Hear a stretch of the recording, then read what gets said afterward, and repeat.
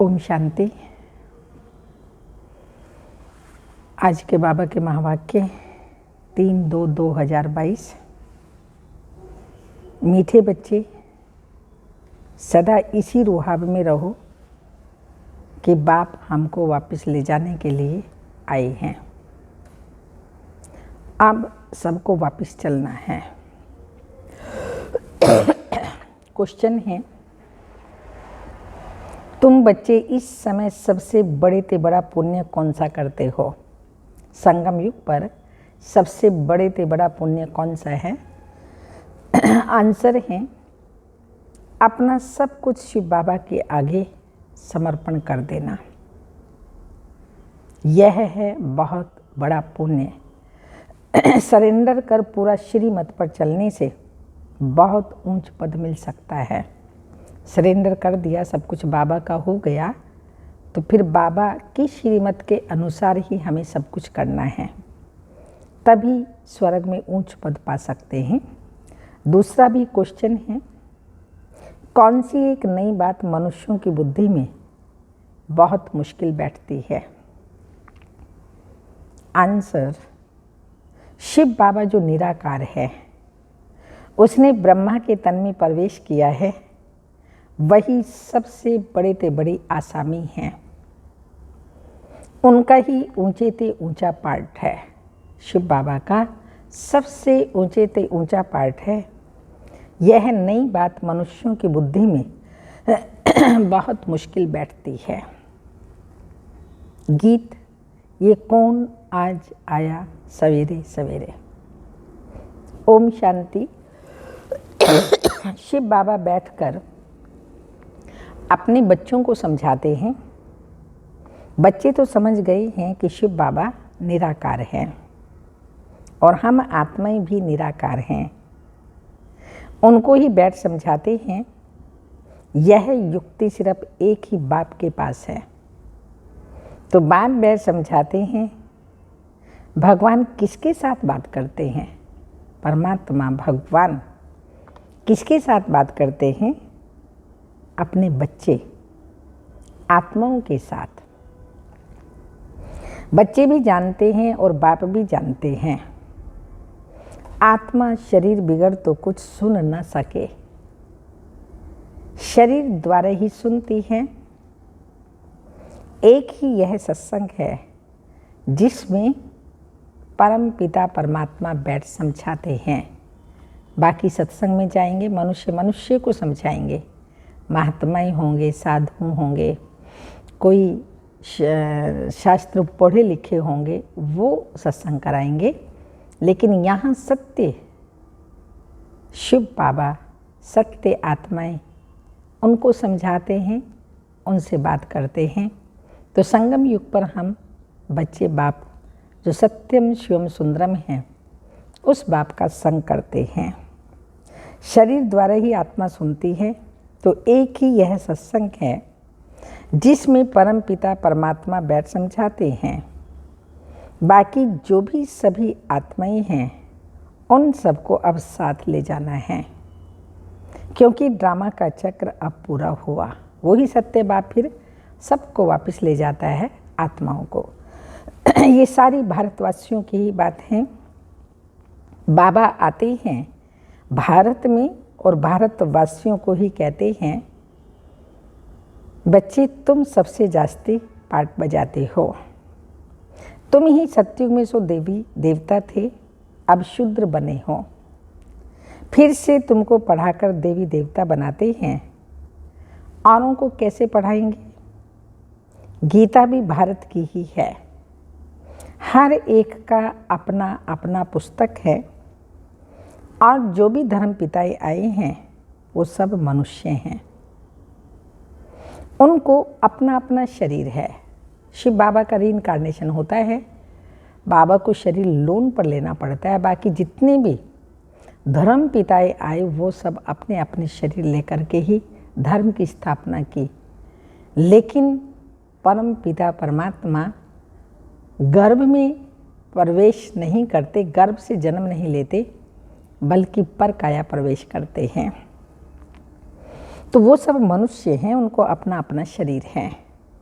यह है सभी आत्माओं का निराकार फादर जो नॉलेजफुल है, ड्रामा के आदि मध्य अंत को जानते हैं।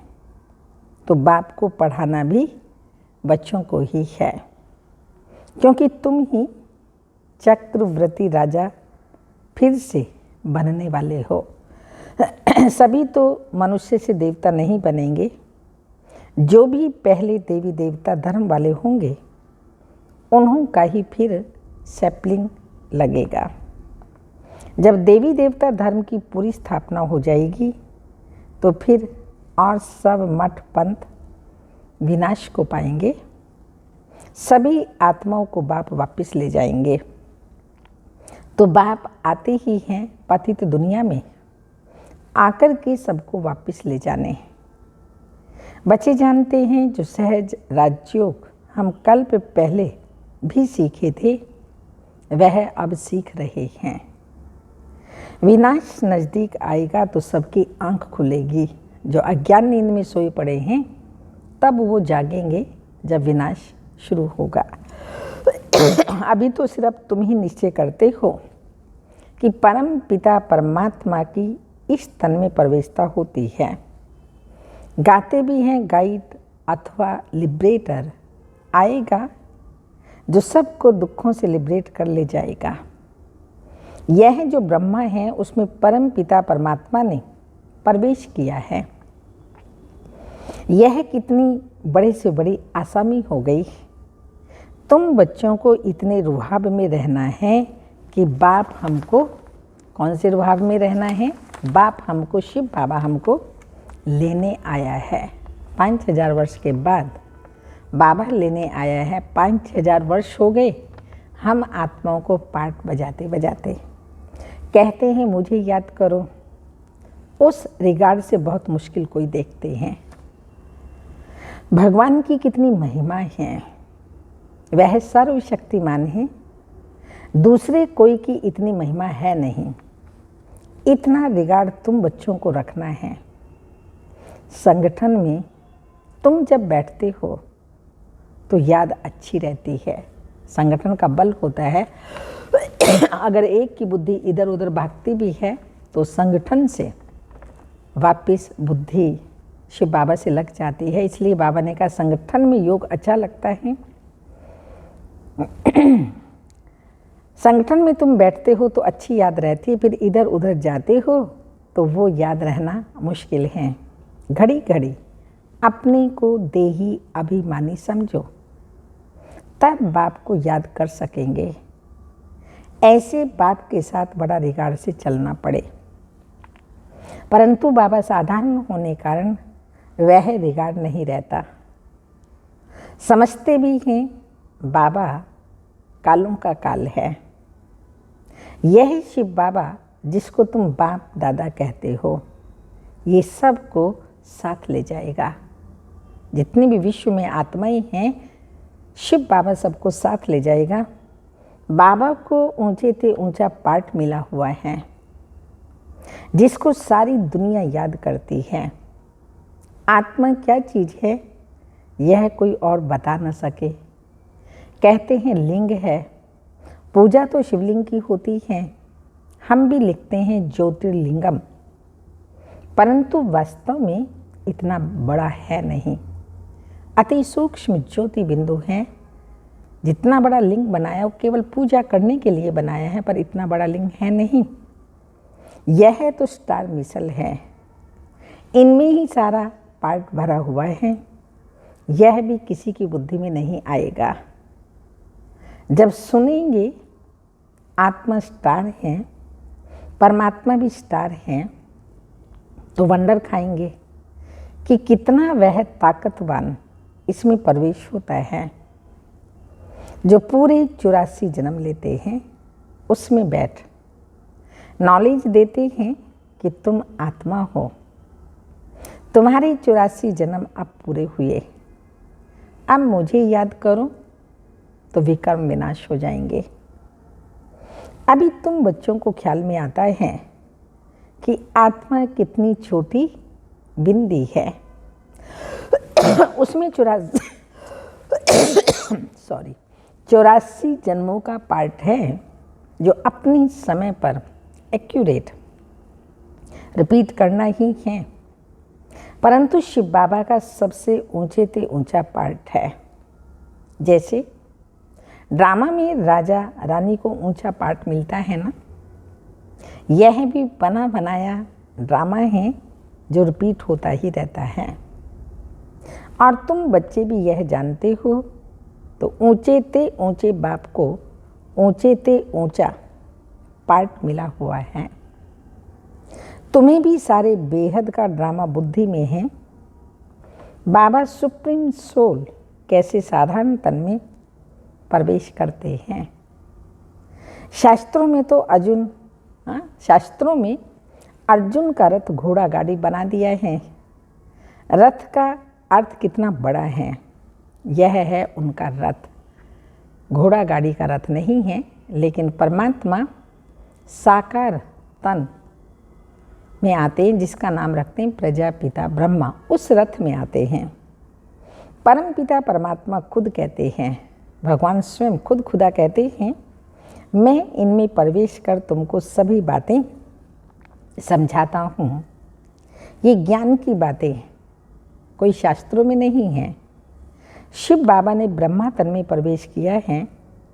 यह बिल्कुल नई बात होने के कारण किसी की बुद्धि में नहीं बैठती हैं। अब बाप कहते हैं, बच्चे देही अभिमानी बनो। अब तुमको परम पिता परमात्मा पढ़ाते हैं, उनको ही याद करना है। वह इस तन में बैठे हैं। इनको तुम दादा कहते थे। ये बाप दादा दोनों वंडरफुल हैं। तुम बाप दादा कह बुलाते हो ना, पहले बाप और फिर दादा। शिव बाबा निराकार और फिर ब्रह्मा बाबा। फिर ये तुम्हारी माँ भी है, ब्रह्मा हमारी माँ भी है। ये गुह्य बातें समझाते हैं। क्यों माँ है? क्योंकि शिव बाबा ने प्रजापिता ब्रह्मा के तन में प्रवेश कर हमको अडॉप्ट किया, और अडॉप्टेशन माँ के द्वारा ही होती है। तो ब्रह्मा हमारी अलौकिक माँ है, बड़ी माँ है। बच्चों को संभालने के लिए, कन्याओं को संभालने के लिए फिर मम्मा जगदम्बा सरस्वती है, छोटी माँ, और बड़ी माँ है ब्रह्मा। ये गुह्य बातें समझाते हैं। यह है ब्रह्मपुत्रा नदी। फिर ब्रह्मपुत्रा नदी भी है। ये सागर नहीं है। सागर शिव बाबा है, ज्ञान का सागर, सुख का सागर, शांति का सागर, प्रेम का सागर। और ब्रह्मा माँ ब्रह्मपुत्रा सबसे बड़ी नदी है। बड़े से बड़ी नदी इनको कहेंगे। फिर है सरस्वती। तुम हो ज्ञान सागर से निकली हुई ज्ञान गंगाएं। उन्होंने फिर वह चित्र बना दिया है। ब्रह्मा पुत्रा कहाँ से निकली, यह उन्हों को क्या पता। फिर सिंध सरस्वती का भी नाम है। कुछ ना कुछ थोड़ा शास्त्रों में है। आत्मा ही पावन और आत्मा ही पतित बनती है। शरीर के लिए नहीं कहा जाता, आत्मा के लिए कहते हैं। इस समय प्राय सभी पतित हैं। शरीर तो किसका पवित्र नहीं है, सभी पाप आत्मा हैं। सबसे जास्ती पुण्य आत्मा तुम बनते हो। सब कुछ शिव बाबा को सरेंडर करते हो। ऐसे बहुत होते हैं जो एक एक चीज़ सरेंडर कराते हैं। लोभ को सरेंडर करो, फलानी चीज़ छोड़ो। यहाँ जब बाबा के तुम बनते हो तो सब कुछ बाप को सरेंडर करते हो।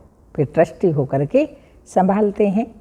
जो भी कुछ मेरे पास था सब बाबा का है। मैं अमानत रूप में उसको सबको संभाल रही हूँ। बाबा फिर एवजा देते हैं। जो जितना श्रीमत पर चलते हैं, सरेंडर करते हैं, उतना उनको दर्जा मिलता है। मुख्य है ही शिव बाबा को याद करना। शिव बाबा यहाँ आते हैं पढ़ाने। सारा दिन तो इसमें नहीं बैठ जाएगा ना, सेकंड की बात है। तुम याद करो और आ जाएगा। तुम समझते होंगे बाबा सदैव यहाँ हैं, परंतु यह खुद ही भूल जाते हैं। इस समय बाप खुद कहते हैं, मैं तो सबको लेने आया हूँ। विवेक भी कहता है कि विनाश तो जरूर होना है। अब तो बहुत मनुष्य हो गए हैं, विनाश की खूब तैयारियां हो रही हैं। यह भी तुम ही जानते हो, बाकी और भल कहते हैं विनाश होगा, परंतु उसके बाद क्या होगा यह नहीं जानते। तुम्हारे में भी नंबरवार जानते हैं क्या? तुम्हारे में भी नंबरवार जानते हैं कि बाबा आया हुआ है, राजधानी स्थापन हो रही है। हम भी बाबा के साथ सर्विस में मददगार हैं, कांटों को फूल बना रहे हैं। भक्ति मार्ग वाले तो बाप को जानते ही नहीं। अगर कहें कि शास्त्र पढ़ने से परमात्मा से मिलने का रास्ता मिलता है तो पहुंच जाने चाहिए ना। परंतु बाप कहते हैं वापिस कोई भी परम धाम गया ही नहीं। कई समझते हैं नई दुनिया फिर नए सिर उत्पन्न होगी। अनेक दुनिया के मत मतांतर हैं। बाप कहते हैं ये सब असत्य है। सत्य बोलने वाला एक ही बाप है। कहते हैं सत श्री अकाल मूरत। सभी आत्माएं अकाल मूरत हैं। अविनाशी है आत्मा। आत्मा कभी मरती नहीं, जलती नहीं, कटती नहीं, उड़ती नहीं। तो सभी आत्माएं अकाल मूरत हैं। तो सत श्री अकाल एक है, बाकी सब असत्य हैं, अर्थात झूठ। सत्य ज्ञान की बातों के लिए कहा जाता है। ईश्वर के लिए जो ज्ञान देते हैं वो सब झूठ। गॉडली नॉलेज एक गॉड ही आकर देते हैं। तो तुम बच्चों को याद रखना है कि यह ड्रामा पूरा होता है। अभी हमको वापस जाना है। जैसे नाटक की जब पिछाड़ी होती है तो एक्टर समझते हैं अब नाटक पूरा होगा, हम सब घर जाएंगे। हम सब एक्टर्स हैं, तो हमको भी नॉलेज का पता होना चाहिए कि बस अब बाकी थोड़ा समय है। बाबा आया है, हम सभी आत्माओं को ले ही जाएगा, परंतु कब ले जाएगा यह नहीं बताते, क्योंकि ड्रामा है ना। अचानक ही सब कुछ होता रहेगा। जितना हो सके औरों को भी यह समझानी देनी है। वह इतना नहीं समझते कि यह राइट है, परंतु कहने वाला जरूर समझते हैं। तब तो कहते हैं ना, तुम बच्चों को समझाना है हद के बाप से जन्म जन्मांतर वर्षा लेते आए हो, अब बेहद के बाप से वर्षा लो। तो तीर उन्हों को लगेगा, किनको? जिन्हों को कल्प पहले लगा होगा। तीर उन्हों को लगेगा जिन्होंने कल्प पहले ज्ञान लिया होगा। तुम बच्चे घड़ी घड़ी याद करो। तो अब हमको शांति धाम घर में जाना है। जहाँ से आए हैं वहाँ वापस जाना, ये घड़ी घड़ी याद करो। परंतु कहने वाला जरूर समझता है, तब तो कहते हैं ना। तो तुम बच्चों को समझाना है हद के बाप से जन्म जन्मांतर वर्षा लेते आए हो, अब बेहद के बाप से वर्षा लो।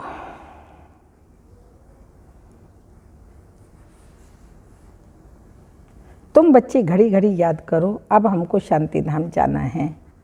गवर्नमेंट के सर्वेंट 8 घंटे सर्विस करते हैं, तुमको भी 8 घंटे तक याद की यात्रा बढ़ानी है। अंत में तुम 8 घंटा इस सर्विस में रहेंगे, तब ही पूरा वर्षा लेंगे। सब तो नहीं कर सकेंगे। भल कोई जोर से पुरुषार्थ करते हो, परंतु फिर भी थक जाते हैं। मंजिल बड़ी भारी है।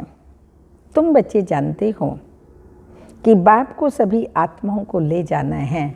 आज की मुरली है ही कि वापस घर जाना है, बाबा लेने आया है। स्मृति में यही रखना है, हम सबको अब वापस जाना है। हमारा पाठ पूरा हुआ। बच्चे जानते हैं कि बाप को सभी आत्माओं को ले जाना है। कभी कभी इस ब्रह्मा को भी ख्याल आता है कि बस अब तो सबको वापस ले जाना है। बाबा के संस्कार इनमें बढ़ते रहते हैं। यह भी पुरुषार्थ ही है। अब खेल पूरा होता है, सबको वापस जाना है। अगर यह भी कोई याद करे तो इसको कहा जाता है मन मना भाव। तुम बच्चे अब सन्मुख बैठे हो। सन्मुख सुनने से जैसे छप जाता है, अंदर दिल में छप जाता है। घड़ी घड़ी याद करते रहो आज के मुरली कि अब वापस जाना है। तुम्हारा अब मरने का डर निकल गया। मरने से कब हिचकना नहीं है। देही अभिमानी बनना है। देही अभिमानी सर्विस अच्छी कर सकेंगे। ज्ञानी तो आत्मा चाहिए। प्रदर्शनी में ध्यानी की सर्विस नहीं, ज्ञानी चाहिए। ज्ञानी तो आत्मा ही प्रिय लगती हैं। शिव बाबा को ज्ञानी तो आत्मा ही प्रिय लगती हैं। अच्छा, मीठे मीठे सिक्की लदे बच्चों प्रति माता पिता बाप दादा का याद प्यार। Good morning diamond morning. रूहानी बाप की रूहानी बच्चों को नमस्ते। हम रूहानी बच्चों की रूहानी माता पिता बाप दादा को याद प्यार। Good morning diamond morning. ओम नमस्ते। धारणा के लिए मुख्य सारे हैं। नई राजधानी बनाने के लिए बाप की सर्विस में मददगार बनना है। कांटों को फूल बनाने की सेवा करनी है। सेकंड पॉइंट, कम से कम 8 घंटा याद की यात्रा में रहने का अभ्यास करना है। 24 घंटे हैं, 8 घंटे सोना है, 8 घंटे धंधा धोरी आदि करना है, 8 घंटे बचे तो बाबा ने कहा फिर उसमें ये अभ्यास करना है याद की यात्रा का और रूहानी सेवा करनी है। मौत से हिचकना नहीं है। निर्भय बनना है, निडर बनना है, क्योंकि आत्मा शरीर रूपी वस्त्र छोड़ रही है। इसलिए मौत में हिचकना नहीं है, क्योंकि बुद्धि में है अब घर जाना है। हम आत्माओं को अपने घर वापस जाना है जहाँ से आए हैं। वरदान है स्वयं को विशेष पाठधारी समझ साधारणता को समाप्त करने वाले परम व श्रेष्ठ भाव। संगम युग पर हम विशेष पाठधारी हैं, क्योंकि हमारा शिव बाबा के साथ पाठ है। फिर साधारणता समाप्त हो जाएगी और अपने आप को परम पिता के साथ श्रेष्ठ आत्मा समझेंगे। जैसे बाप परमात्मा हैं, वैसे विशेष पाठ बजाने वाले बच्चे भी हर बात में परम यानी श्रेष्ठ हैं।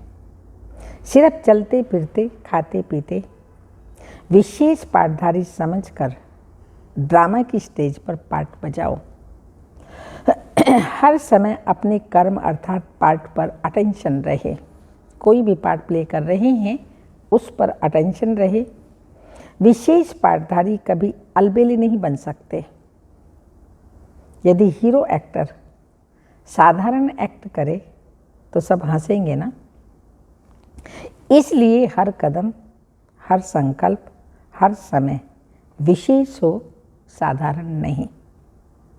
स्लोगन, अपनी वृत्ति को पावरफुल बनाओ तो सेवा में वृद्धि स्वतः ही होगी। अपनी वृत्ति को पावरफुल बनाओ तो सेवा में वृद्धि स्वतः ही होगी। मातेश्वरी जी के अनमोल महावाक्य हैं, निरंतर याद अर्थात लगातार याद रहे। देखो, परमात्मा का फरमान है, मुझे निरंतर याद करो। अब निरंतर शब्द का भी रहस्य समझना पड़ेगा। निरंतर कहा जाता है जिसमें कोई अंतर ना हो, लगातार योग रहे। निरंतर अर्थात कंटिन्यूसली बाबा को याद करते रहें। जिसमें खंडन ना पड़े उसे अटूट योग भी कहा जाता है।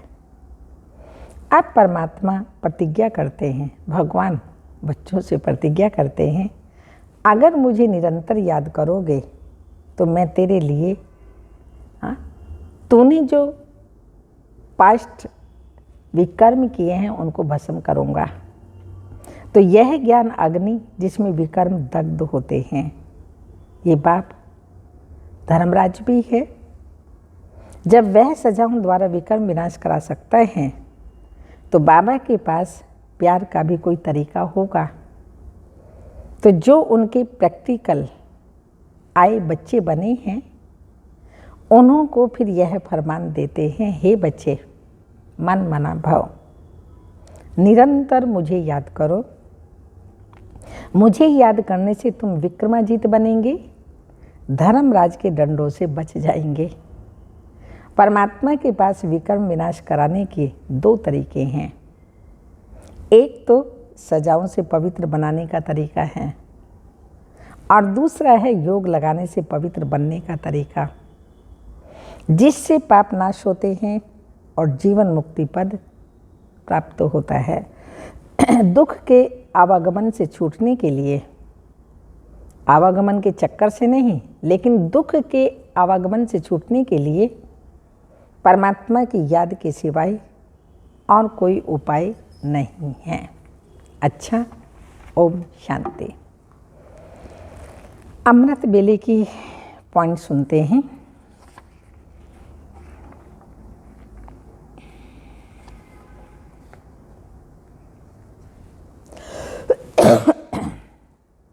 अगर आदिकाल ठीक होगा, दिन का आदिकाल कौन सा है? अमृत वेला। आदिकाल ठीक नहीं होगा तो मध्य अंत भी ठीक नहीं होगा, और आदिकाल ठीक होगा तो मध्य भी ठीक होगा, अंत भी ठीक होगा। पहले यह चेक करो कि अमृत वेला आदिकाल ठीक है। अगर आदिकाल ठीक नहीं होगा तो मध्य और अंत भी ठीक नहीं होगा। आदिकाल में अनुभव करने का अभ्यास नहीं तो सृष्टि के आदि अथवा आदिकाल में सर्व सुखों का अनुभव नहीं कर सकेंगे। सतयुग में जो सर्व प्राप्तियां बाबा के द्वारा हुई है, सुखों को अनुभव नहीं कर सकेंगे। जैसे सारे दिन का यह आदिकाल है, उस आदिकाल को अगर छोड़ कुछ समय के बाद, कुछ घंटों के बाद जागते हो, बैठते हो, वह कनेक्शन जोड़ते हो, शिव बाबा से कनेक्शन जोड़ते हो, तो जितना यहाँ लेट उतना वहाँ लेट। क्योंकि बाप दादा से बच्चों के मिलन का अपॉइंटमेंट का समय है, उसमें पहला चांस बच्चों का है। अमृत बेले सबसे पहले बाप और बच्चों की अपॉइंटमेंट होती है, फिर है भक्तों का टाइम। अगर भक्तों के टाइम में भी कनेक्शन जोड़ा तो जैसे बच्चों को वरदान मिलता है तो बच्चों को जैसा वरदान नहीं मिल सकेगा, जो बच्चों को बाबा वरदान देता है वो नहीं मिल सकेगा। इसलिए इस काल का उस काल से कनेक्शन है, संगम का सतयुग से कनेक्शन है। तो अमृत बेले ही अपने को चेक करो कि हम आदि काल में आने वाले हैं या कुछ जन्म पीछे आने वाले हैं। यहाँ के घंटे और वहाँ के जन्म, संगम युग के घंटे और सतयुग के जन्म। यहाँ कितने घंटे, जितने भी घंटे यहाँ कम, उतने वहाँ जन्म कम हो जाएंगे। इतना महत्व है अमृत वेले का।